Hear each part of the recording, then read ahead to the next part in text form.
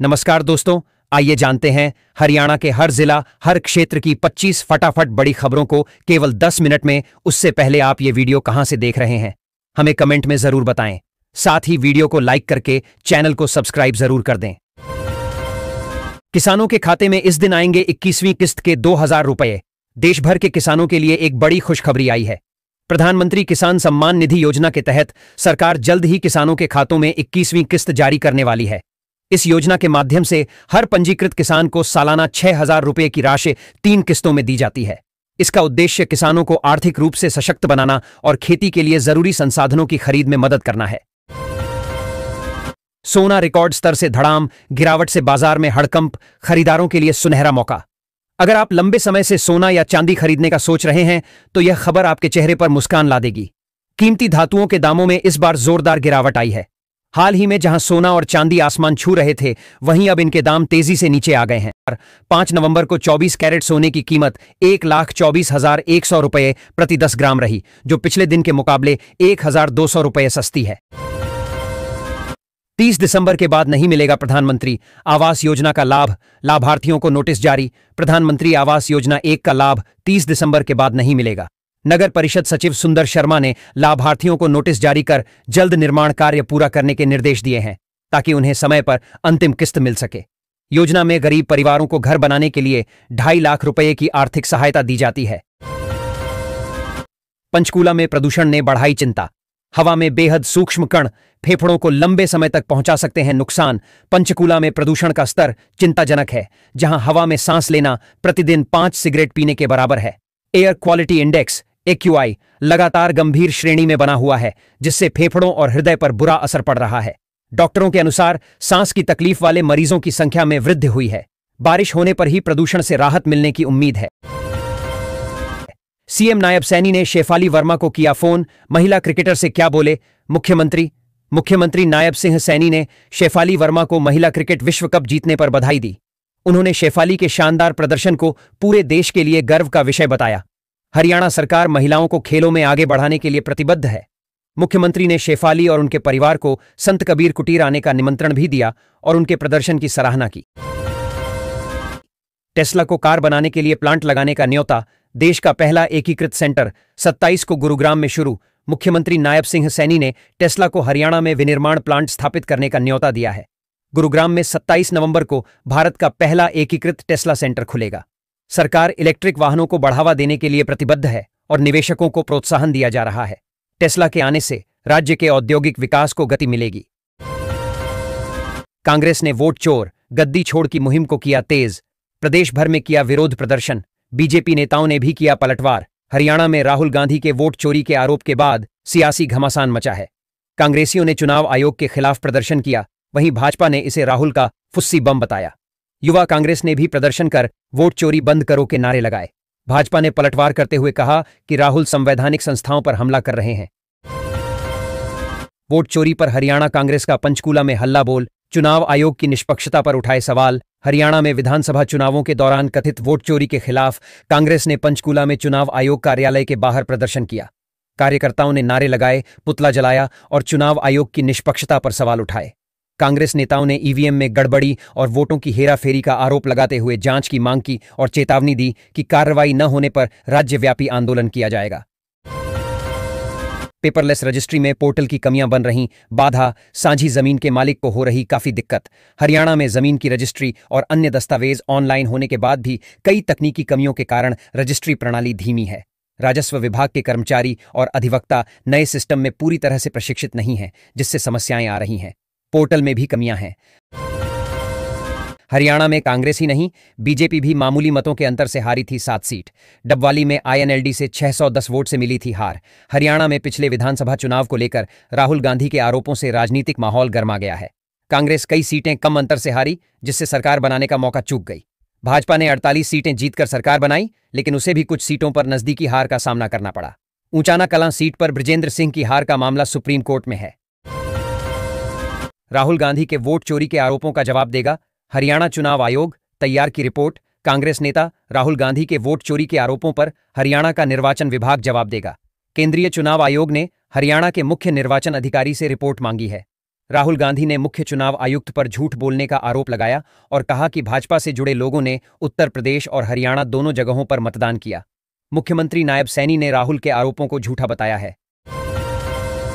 हरियाणा चुनाव चोरी का इल्जाम लगाने वाले खुद जोड़ तोड़ के मास्टर राहुल के व्यवस्था वाले आरोप पर बीजेपी का पलटवार। हरियाणा विधानसभा चुनाव में राहुल गांधी के व्यवस्था वाले बयान पर विवाद हो गया है। कांग्रेस इसे वोट चोरी बता रही है, जबकि भाजपा का कहना है कि व्यवस्था का मतलब सरकार बनाने के लिए राजनीतिक दलों का सहयोग लेना है। भाजपा ने कहा कि हरियाणा में पहले भी जोड़ तोड़ की सरकारें बनती रही हैं, जिसमें कांग्रेस और इनेलो भी शामिल हैं। दिवाली के बाद अब मिली राहत। हरियाणा में बारिश से जमी धूल और धुआं हुआ छूमंतर, अब ठंड बनेगी मुसीबत। दिवाली के बाद हरियाणा में प्रदूषण से कुछ राहत मिली है। बारिश और हवा के चलते वायु गुणवत्ता सूचकांक में सुधार हुआ है और यह 240 तक पहुंच गया है। कई जिलों में प्रदूषण का स्तर कम हुआ है, लेकिन एनसीआर क्षेत्र में अभी भी स्थिति खराब है। पश्चिमी विक्षोभ के कारण हवाओं की दिशा बदलने से प्रदूषण में कमी आई है। बहादुरगढ़ में मौसम साफ होने से राहत की सांस, पर एयर क्वालिटी मॉनिटरिंग सिस्टम की सेहत हुई खराब। बहादुरगढ़ में मौसम साफ होने से लोगों को राहत मिली है, लेकिन एयर क्वालिटी मॉनिटरिंग सिस्टम खराब हो गया है। सिस्टम में तकनीकी खराबी के कारण प्रदूषण का सही स्तर पता नहीं चल पा रहा है। हरियाणा राज्य प्रदूषण नियंत्रण बोर्ड के अनुसार सिस्टम को जल्द ही ठीक किया जाएगा। फिलहाल प्रदूषण नियंत्रण के लिए पानी का छिड़काव जारी है। केंद्रीय मंत्री ने न्यू जनता कॉलोनी में किया 44,80,000 के विकास कार्यों का शिलान्यास। लंबे समय से थी लोगों की मांग। फरीदाबाद में केंद्रीय मंत्री ने न्यू जनता कॉलोनी में 44,80,000 रुपए के विकास कार्यों का शिलान्यास किया। यह कदम स्थानीय लोगों की लंबे समय से चली आ रही मांग को पूरा करता है। इस परियोजना से क्षेत्र में विकास को बढ़ावा मिलेगा और निवासियों को बेहतर सुविधाएं उपलब्ध होंगी। नोएडा एयरपोर्ट से कनेक्टिविटी के कारण बढ़ रही अवैध कॉलोनियां, मास्टर प्लान 2031 को खतरा। फरीदाबाद में नोएडा एयरपोर्ट से कनेक्टिविटी के कारण अवैध कॉलोनियां बढ़ रही हैं। कॉलोनाइजर बेहतर लोकेशन का लालच देकर लोगों को प्लाट बेच रहे हैं। कई कॉलोनियों में फैक्ट्रियां चल रही हैं, जिससे मास्टर प्लान 2031 को खतरा है। जिला नगर योजनाकार एनफोर्समेंट विभाग कार्रवाई कर रहा है और मुकदमे दर्ज करा रहा है। लोगों को लुभावनी बातें बताकर प्लाट बेचे जा रहे हैं। गुरुग्राम में 5 दिनों में दिल्ली जाने वाले 213 BS3 कमर्शियल वाहन रोके गए। गुरुग्राम और दिल्ली प्रशासन शहर में बढ़ते प्रदूषण को रोकने के लिए सक्रिय हैं। दिल्ली में BS3 कमर्शियल वाहनों पर प्रतिबंध जारी है, जिसके चलते गुरुग्राम सीमा पर पुलिस तैनात है। पिछले 5 दिनों में 213 BS3 वाहन वापस भेजे गए। गुरुग्राम ट्रैफिक पुलिस ने इस संबंध में आवश्यक निर्देश जारी किए हैं। वोट चोरी के मुद्दे पर हरियाणा में उबाल। कांग्रेस ने फूंका चुनाव आयोग का पुतला। हरियाणा विधानसभा चुनाव में वोट चोरी के मुद्दे पर कांग्रेस का विरोध प्रदर्शन जारी है। राहुल गांधी के समर्थन में कांग्रेसियों ने बादशाहपुर में चुनाव आयोग का पुतला फूंका। हरियाणा कांग्रेस अध्यक्ष राव नरेंद्र सिंह ने चुनाव आयोग पर भाजपा के एजेंट के रूप में काम करने का आरोप लगाया। उन्होंने कहा कि आयोग भाजपा के इशारों पर विपक्षी मतदाताओं के वोट काट रहा है, जो लोकतंत्र के लिए खतरनाक है। प्रॉपर्टी टैक्स बन रहा गलत तो आपके पास है सुधार का मौका। गुरुग्राम में 8 दिन के लिए लगेंगे विशेष कैंप। गुरुग्राम नगर निगम 8 नवंबर से 30 नवंबर तक प्रॉपर्टी टैक्स और पेयजल बिल भुगतान के लिए विशेष कैंप लगाएगा। ये कैंप जोन 3 के विभिन्न स्थानों पर सुबह 10 बजे से दोपहर 3 बजे तक आयोजित होंगे। नागरिकों से अपील की गई है कि वे आवश्यक दस्तावेज साथ लाएं और मौके पर ही अपनी समस्याओं का समाधान कराएं।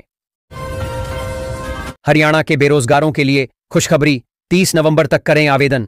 पढ़ें डिटेल्स। हरियाणा सरकार ने बेरोजगार युवाओं के लिए एक नई योजना शुरू की है, जिसके तहत 30 नवंबर तक आवेदन किया जा सकता है। इस योजना में मुफ्त प्रशिक्षण, वजीफा और रोजगार सहायता मिलेगी। 18 से 35 वर्ष की आयु के 10वीं पास युवा आवेदन कर सकते हैं। इच्छुक उम्मीदवार हरियाणा सरकार की वेबसाइट पर जाकर ऑनलाइन आवेदन कर सकते हैं। यह योजना युवाओं को आत्मनिर्भर बनाने में सहायक होगी।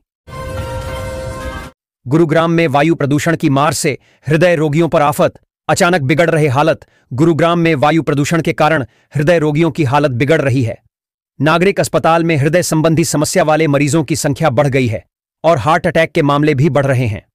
प्रदूषण के कण हृदय को नुकसान पहुंचाते हैं, इसलिए सावधानी बरतने और लक्षण दिखते ही डॉक्टर से सलाह लेने की सलाह दी जाती है। 3 महीने में बदलेगी गुरुग्राम के सेक्टर 43 की सूरत। सड़कों से लेकर पानी की निकासी तक के कामों को मिली स्वीकृति। गुरुग्राम के सेक्टर 43 की सूरत 3 महीने में बदलने वाली है। नगर निगम ने सड़कों और ड्रेनेज सिस्टम को दुरुस्त करने का काम शुरू कर दिया है, जिसके लिए करोड़ों रुपए के विकास कार्यों को मंजूरी दी गई है। सड़कों का नवीनीकरण किया जाएगा और जल निकासी की व्यवस्था सुधारी जाएगी। स्थानीय निवासियों को इससे बड़ी राहत मिलेगी और सेक्टर का विकास होगा। आंखों में जलन, गले में खराश। गुरुग्राम में वायु प्रदूषण खतरनाक स्तर पर पहुंच गया है, जिससे लोगों को आंखों में जलन और गले में खराश जैसी समस्याएं हो रही हैं। प्रशासन प्रदूषण नियंत्रण के नाम पर केवल दिखावा कर रहा है, जिससे नागरिकों में निराशा है। लोग सरकार से तत्काल कार्रवाई की मांग कर रहे हैं ताकि उन्हें इस जहरीली हवा से बचाया जा सके। एक महिला सहित 7 युवकों को अमेरिका से किया डिपोर्ट। घर पहुंचे युवक बोले, यूएस में काम करने का माहौल अच्छा नहीं। अमेरिका से कैथल जिले के 7 युवाओं को डिपोर्ट किया गया है, जिसकी जानकारी प्रशासन छिपा रहा है। डिपोर्ट किए गए युवाओं में गुरविंद्र संग्रौली, साहिल चीका आदि शामिल हैं। पुलिस इनके क्रिमिनल रिकॉर्ड की जांच कर रही है। वापस लौटे युवाओं के अनुसार अमेरिका में अब काम करने का माहौल नहीं है, इसलिए वे वापस आ रहे हैं। कई युवा अमेरिका से कनाडा भाग रहे हैं। यमुनानगर बस हादसा। मृतका के स्वजन को 2.5 लाख और घायल छात्राओं को मिलेंगे 50-50 हजार रुपए। सीएम नायब का ऐलान। मुख्यमंत्री नायब सिंह सैनी ने यमुनानगर बस दुर्घटना पर दुख जताते हुए मृतकों के परिजनों को 2.5 लाख और घायल छात्राओं को 50-50 हजार रुपए देने की घोषणा की। परिवहन मंत्री अनिल विज ने जांच के आदेश दिए और दोषियों पर सख्त कार्रवाई की बात कही। सरकार ने प्रभावित परिवारों को हर संभव मदद का आश्वासन दिया है। इंजीनियरिंग दोष होने पर एसडीओ और जेई पर भी एफआईआर होगी। अनिल विज ने यमुनानगर बस हादसे की जांच का दिया आदेश। बोले, दोषियों के खिलाफ होगी सख्त कार्रवाई। हरियाणा के परिवहन मंत्री अनिल विज ने यमुनानगर में हुए बस हादसे की जांच के आदेश दिए हैं। उन्होंने कहा कि दुर्घटना के कारणों की जांच की जाएगी, जिसमें बस की तकनीकी स्थिति और चालक की लापरवाही शामिल है। पंजाब सीएम भगवंत मान की मां हरपाल कौर ने कपाल मोचन में की पूजा अर्चना। पंजाब के मुख्यमंत्री भगवंत मान की माता हरपाल कौर ने कार्तिक पूर्णिमा पर कपाल मोचन के धार्मिक स्थलों में पूजा की। उन्होंने सूरजकुंड के किनारे बेरी के पेड़ की पूजा की, मन्नत का धागा बांधा और दीपदान किया। हरपाल कौर ने बताया कि इस पवित्र स्थान पर स्नान करने से आत्मिक शांति मिलती है। उन्होंने बेटे की शादी और पोते के लिए मन्नतें मांगी थीं, जो पूरी हुईं। प्रदेश में सोनीपत की रात रही सबसे ठंडी। उत्तर भारत में बर्फबारी से पारा 10 डिग्री सेल्सियस के नीचे पहुंचा। हरियाणा में सोनीपत सबसे ठंडा रहा, जहां रात का तापमान 10 डिग्री सेल्सियस से नीचे दर्ज किया गया। उत्तरी भारत में बर्फबारी के कारण पूरे क्षेत्र में ठंड बढ़ गई है। तापमान में गिरावट से लोगों को काफी परेशानी हो रही है। सोनीपत में आढ़ती ने मुनीम के साथ मारपीट की। मंडी में हुआ जमकर हंगामा। सोनीपत मंडी में आढ़ती द्वारा मुनीम से मारपीट के बाद हंगामा हो गया। इस घटना से मंडी में तनाव फैल गया। मामला शांत करने के प्रयास जारी हैं। सुरक्षा नियमों को ताक पर रखने वाली स्कूल बसों पर एक्शन। प्रबंधकों को दी चेतावनी। 20 के कटे चालान। रेवाड़ी में स्कूल बसों द्वारा सुरक्षा नियमों का उल्लंघन करने पर प्रशासन ने सख्त रुख अपनाया है। 20 बसों के चालान काटे गए हैं और स्कूल प्रबंधकों को चेतावनी दी गई है कि वे भविष्य में नियमों का सख्ती से पालन करें, अन्यथा कड़ी कार्रवाई की जाएगी। यह कदम छात्रों की सुरक्षा सुनिश्चित करने के लिए उठाया गया है। रेवाड़ी में मुआवजा मांग रहे किसानों की फसलें नहर टूटने से बर्बाद। 5 गांवों की सरसों गेहूं की फसल तबाह। रेवाड़ी में नहर टूटने से किसानों की फसलें बर्बाद हो गई हैं। इस घटना में 5 गांवों के किसानों की सरसों और गेहूं की फसल तबाह हो गई है। किसान मुआवजे की मांग कर रहे हैं ताकि उन्हें इस नुकसान से कुछ राहत मिल सके। समान काम समान वेतन की मांग को लेकर महिला एमपीएचडब्ल्यू कर्मचारियों का प्रदर्शन। सिविल सर्जन को सौंपा ज्ञापन। रेवाड़ी में महिला एमपीएचडब्ल्यू कर्मचारियों ने समान काम समान वेतन की मांग को लेकर प्रदर्शन किया। उन्होंने सिविल सर्जन को ज्ञापन सौंपकर सरकार से हस्तक्षेप करने की मांग की। कर्मचारियों ने चेतावनी दी कि मांगें पूरी न होने पर आंदोलन तेज किया जाएगा। वे लंबे समय से समान वेतन की मांग कर रही हैं, लेकिन अभी तक कोई सुनवाई नहीं हुई है।